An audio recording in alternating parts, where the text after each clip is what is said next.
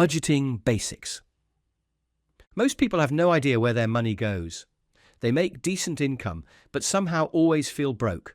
That's because they're flying blind without a budget. Meet Marcus. Marcus makes $60,000 a year, but lives paycheck to paycheck. He decides to track his spending for 1 month. The results shock him. $400 on coffee and lunch, $200 on subscription services he forgot about, $300 on impulse Amazon purchases. The simplest budget is the 50-30-20 rule. 50% of your after-tax income goes to needs: rent, groceries, utilities, minimum debt payments. 30% goes to wants: entertainment, dining out, hobbies. 20% goes to savings and extra debt payments. Marcus implements this system. He cancels unused subscriptions, meal preps instead of buying lunch, and sets up automatic transfers to savings. Within 6 months, he has his first emergency fund and isn't stressed about money anymore. But budgeting isn't about restriction. It's about permission. When you budget for entertainment, you can spend that money guilt-free. When you budget for savings, you're paying your future self first. The zero-based budget is even more powerful. Every dollar gets assigned a job before the month starts. Income minus expenses equals zero. This forces you to be intentional with every dollar instead of wondering where it all went. Credit management. Your credit score is your financial reputation compressed into 3 digits. It determines whether you can rent an apartment, buy a car, get a mortgage, sometimes even get a job. Here's how powerful credit is. 2 people buy the same $25,000 car. Person A has a credit score of 750 and gets a 3% interest rate. Person B has a credit score of 550 and gets an 18% interest rate. Over 5 years, person B pays $8,000 more for the exact same car. Your credit score depends on 5 factors. Payment history is 35%. Pay everything on time, every time. Credit utilization is 30%. Keep your credit card balances below 30% of your limits, ideally below 10%. Credit age is 15%. Keep old accounts open. Credit mix is 10%. Having different types of credit helps. New credit is 10%. Don't apply for too many accounts at once. Here's the credit hack nobody talks about. Request credit limit increases on existing cards, but don't use the extra credit. This lowers your utilization ratio automatically. If you have a $1,000 limit and a $500 balance, you're at 50% utilization. If they increase your limit to $2,000, you're suddenly at 25% utilization with the same balance. Pay your credit cards twice a month instead of once. This keeps your reported balance lower and improves your utilization ratio. The credit card companies report your balance on your statement date, not your due date. Investment fundamentals. Saving money isn't enough. If your money sits in a savings account, earning 0.5% while inflation runs at 3%, you're actually losing money every year. Meet Jennifer. Jennifer saves $500 a month in a savings account for 30 years. She ends up with $180,000. Her friend Lisa invests the same $500 monthly in index funds, averaging 7% returns. Lisa ends up with $612,000. That's the power of compound interest. Your money earns returns, then those returns earn returns, creating exponential growth over time. The earlier you start, the more powerful it becomes. The simplest investment strategy is also the most effective. Invest in low-cost index funds that track the entire stock market. Set up automatic contributions. Ignore the daily noise. Stay consistent for decades. This beats 90% of professional investors. But here's what beginners get wrong. They think they need thousands of dollars to start investing. Wrong. You can start with $50. Many brokerages have 0 minimum investments and 0 commission fees. The key is time in the market, not timing the market. Trying to buy low and sell high is gambling, not investing. Dollar cost averaging means you buy the same amount every month, regardless of market conditions. Sometimes you buy high, sometimes you buy low, but over time you get the average price. Start with a target date fund if you're overwhelmed. These funds automatically adjust your asset allocation as you get closer to retirement. Set it and forget it. Real estate basics. For most people, housing is their biggest expense and potentially their biggest investment. The rent versus buy decision can make or break your financial future. Buying a house isn't just about the mortgage payment. You need a down payment, closing costs, property taxes, insurance, maintenance, and repairs. The true cost of home ownership is often 30 to 40% higher than the mortgage payment. Here's the math. If you can rent for significantly less than buying and you invest the difference, you might come out ahead financially. But if you plan to stay in one place for 7+ years and can afford the total costs, buying can build wealth through appreciation and forced savings. The key is running the numbers for your specific situation. Don't buy because everyone says you should. Don't buy because everyone says you should. Don't rent because it feels easier. Make the decision based on math, not emotions. Here's the real estate rule most people ignore. The 1% rule. Your monthly rent should be at least 1% of the property's purchase price.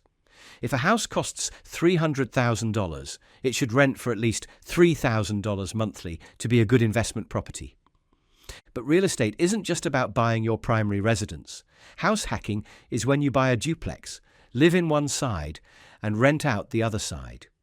The rental income helps pay your mortgage. You're building equity while someone else pays most of your housing costs. Debt management. Not all debt is created equal. Some debt can help you build wealth. Other debt destroys it. Understanding the difference is crucial for your financial health. Good debt helps you acquire assets that appreciate or generate income. Mortgages, student loans for valuable degrees, business loans. Bad debt is money borrowed for consumption. Credit cards for vacations, car loans for expensive cars you can't afford. 2 strategies for paying off debt. Debt avalanche. Pay minimums on everything. Put extra money toward highest interest rate debt. Mathematically optimal. Debt snowball. Pay minimums on everything. Put extra money towards smallest balance. Psychologically motivating. Choose the method that matches your personality. If you need quick wins for motivation, use the snowball. If you want to save the most money, use the avalanche. Either way, the key is consistency and not taking on new debt while paying off old debt. Here's the debt consolidation truth. Consolidating high-interest credit card debt into a lower-interest personal loan can save thousands in interest, but only if you don't run up the credit cards again. Most people who consolidate debt end up with more debt because they didn't fix their spending habits. The debt-to-income ratio matters more than you think. Lenders want your total monthly debt payments to be less than 36% of your gross monthly income. If you make $5,000 monthly, your total debt payments shouldn't exceed $1,800. Financial goals? Money without goals is just numbers in an account. Financial goals give your money purpose and direction. They turn saving from a chore into a mission.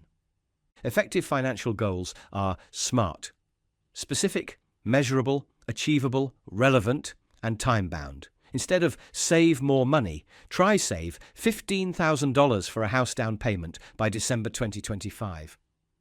Prioritize your goals. Emergency fund first. High-interest debt payoff second. Retirement savings third. Everything else fourth.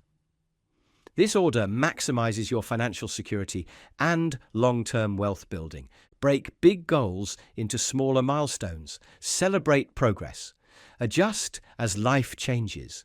Your goals should motivate you, not overwhelm you. Here's the goal-setting secret. Write them down and review them monthly. People who write down their goals are 42% more likely to achieve them. Put them somewhere you'll see them daily. Your bathroom mirror, your phone wallpaper, your car dashboard. The FIRE movement takes this to the extreme. Financial independence, retire early. They save 50 to 70% of their income to retire in their 30s or 40s. Extreme? Yes, possible, absolutely. They prioritize freedom over stuff. Insurance essentials. Insurance isn't exciting, but it protects everything you've built. One uninsured disaster can wipe out years of financial progress. Health insurance protects against medical bankruptcy.